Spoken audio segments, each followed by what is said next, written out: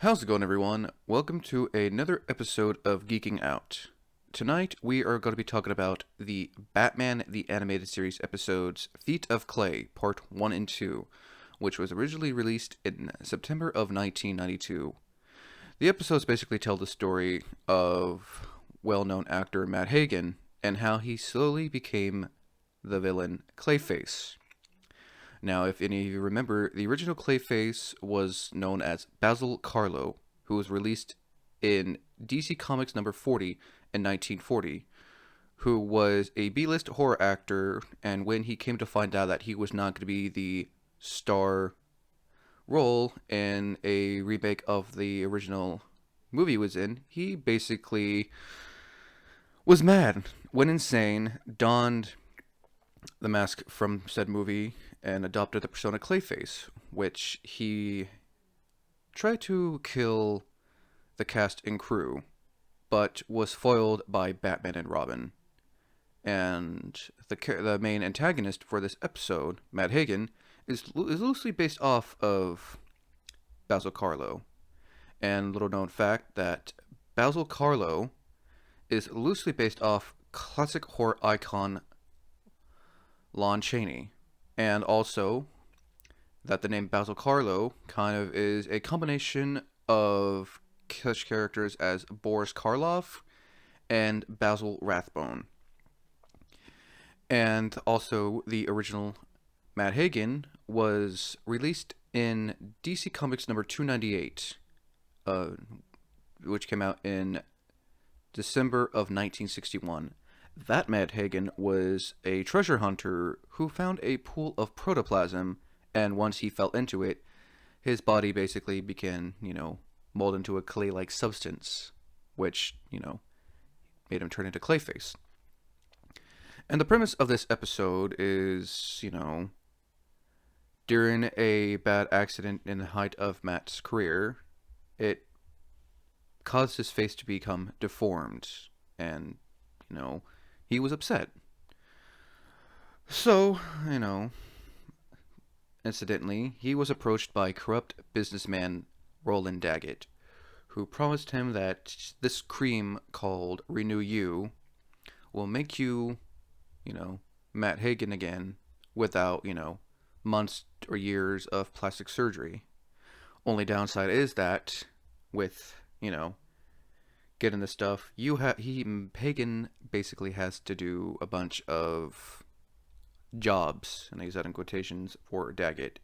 One of those jobs is basically using the Renew You to look like Bruce Wayne, to have Wayne Enterprises employ Lucius Fox give files to said Wayne that contain evidence against Daggett for insider trading. With Lucius being none the wiser, he believes this to be Bruce Wayne. It is not until he realizes that Wayne is not gonna give it to the police, and that he is there with some of Daggett's men to basically end Lucius Fox's life. So Lucius does the only thing he can do is run with the files. That then draws the attention to Batman. Then, after a brief scuffle when Batman arrives, we see that Hagen just up and leaves. So we know right then and there that that wasn't really Bruce Wayne. We then go to what Hagen actually looks like. He is upset that he's out of his Renew You cream, and we see his horribly disfigured face, which is kind of almost looks like Lon Chaney's character from Phantom of the Opera. It is by this time that Matt realizes he's basically fucked up, that he knows he'll never get any more of that Renew You, so the best thing he can do is just steal some for himself, which he ends up regretting later on when we see that Roland Daggett is talking to his two goons, Germs and Bell, on how Hagen just kept on, screwing up every job, so the only thing that they can do now is to silence Hagen so that, Hagen will not talk. And, Daggett realizes that Hagen will be coming for some of the Renew You.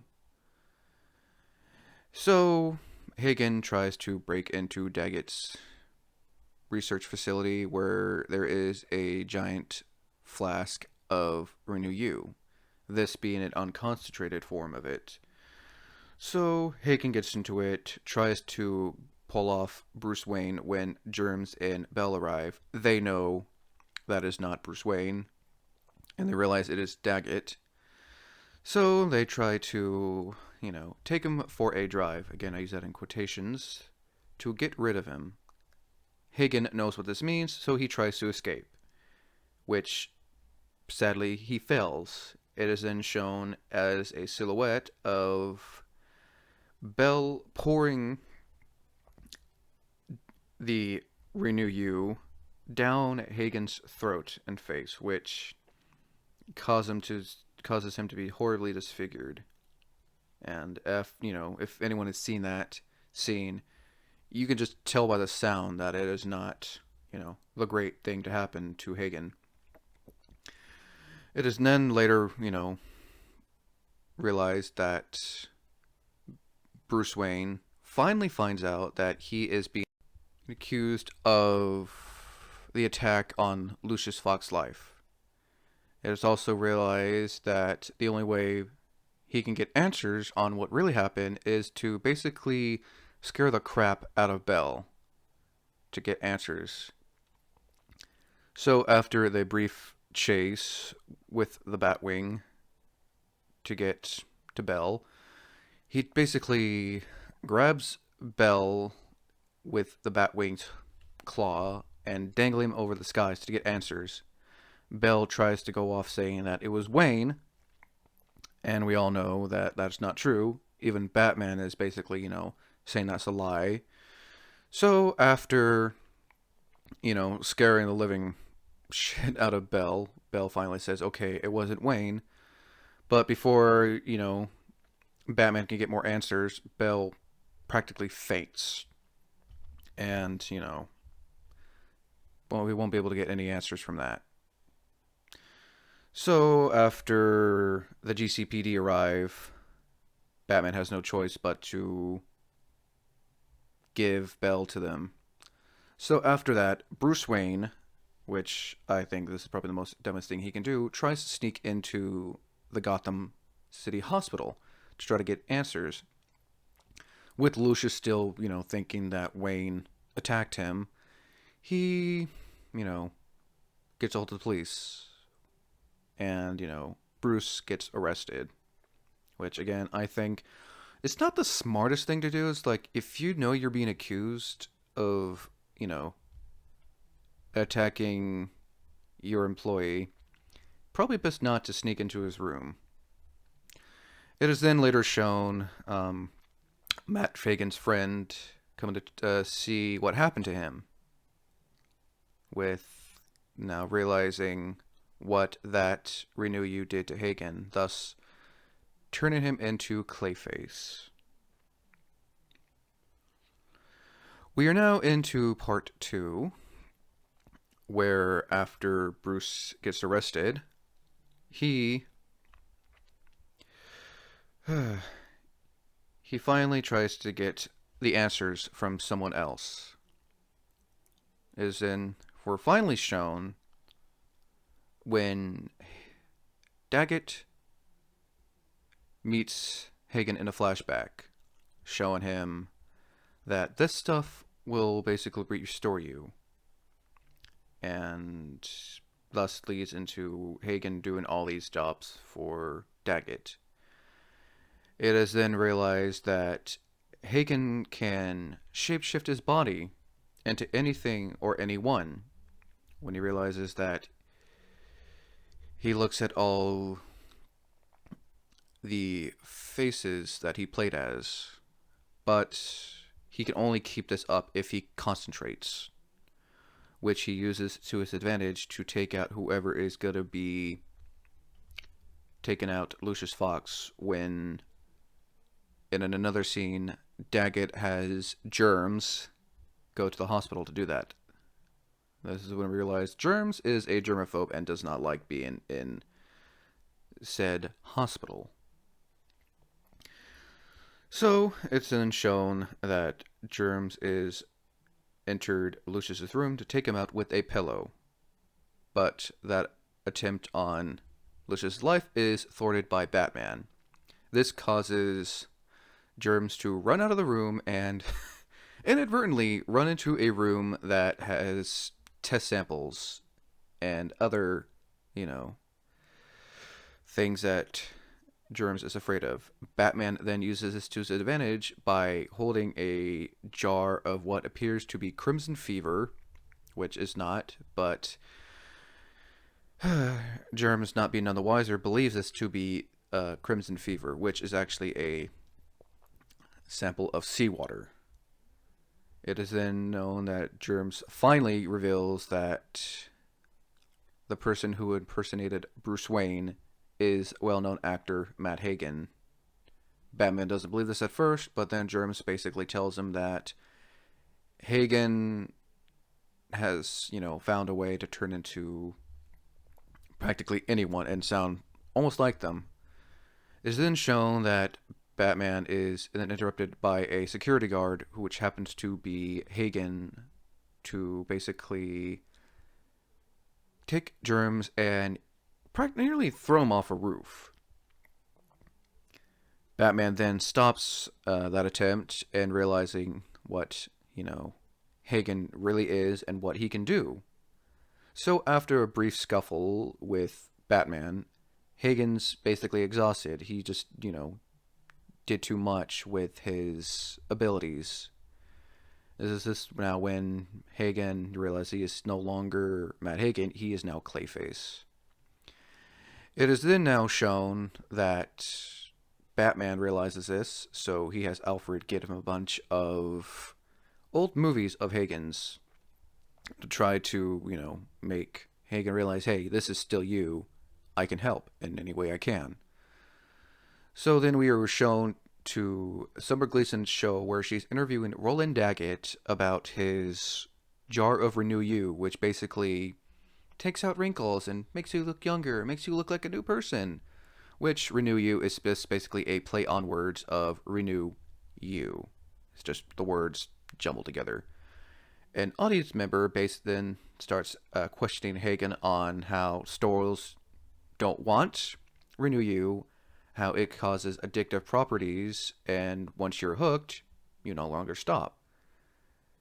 It is then revealed that audience member is Matt Hagen to finally get his revenge on Roland Daggett. Again, Clayface fails because Batman arrives. Batman tries to talk sense into Clayface, saying that you're still Hagen. He doesn't want to hear any of this and basically says there is no Hagen, only Clayface, which gets into another fight throughout the studio.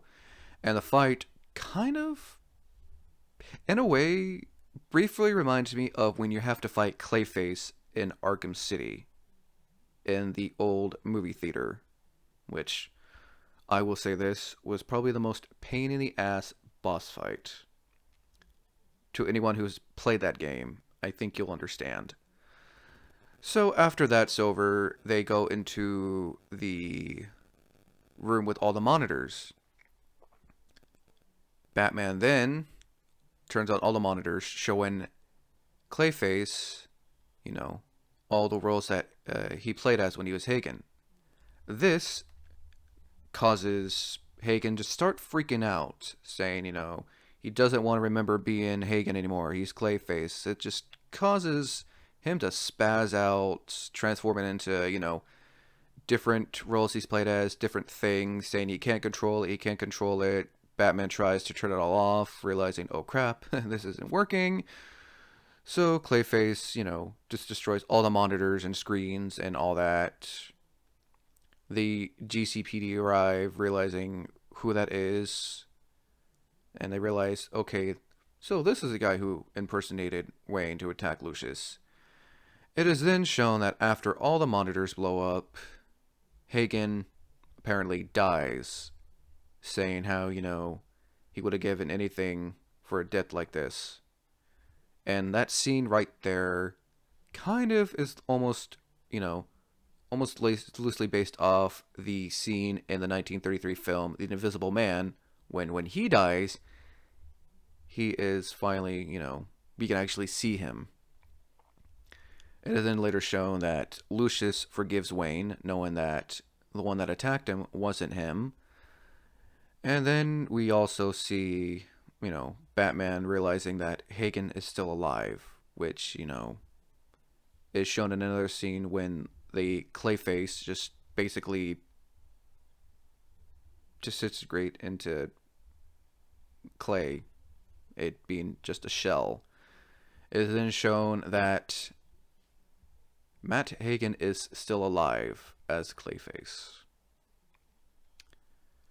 And that's basically ends of part 1 and 2. A little more known facts that there are multiple Clayfaces. There is also rumored to have a live-action Clayface solo movie made, which is to be directed by the guy who did Doctor Sleep, which would also make this the possible third live-action Clayface. The first one being in Birds of Prey TV series, the second being that one in Gotham where Hugo Strange basically injects him with a bunch of stuff to look like Jim Gordon.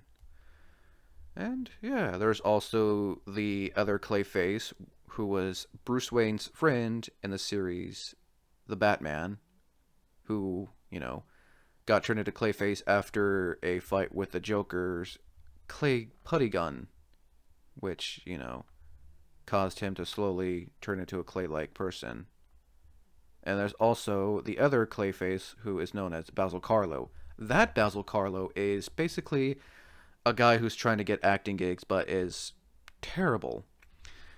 We also have the Clayface, who is the actor Clayface in the animated series Harley Quinn, who is voiced by Alan Tudyk.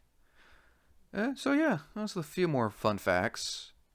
Another few fun facts about this series that Clayface, also known as Matt Hagen, is voiced by Ron Perlman, who, if you know the name, played in Hellboy 1 and 2 as Hellboy, played in Blade 2 as the side antagonist Reinhardt from the Blood Pack, and if you were raised in the 80s and 90s, you'll remember that he played as Beast in the 1987 series Beauty and the Beast.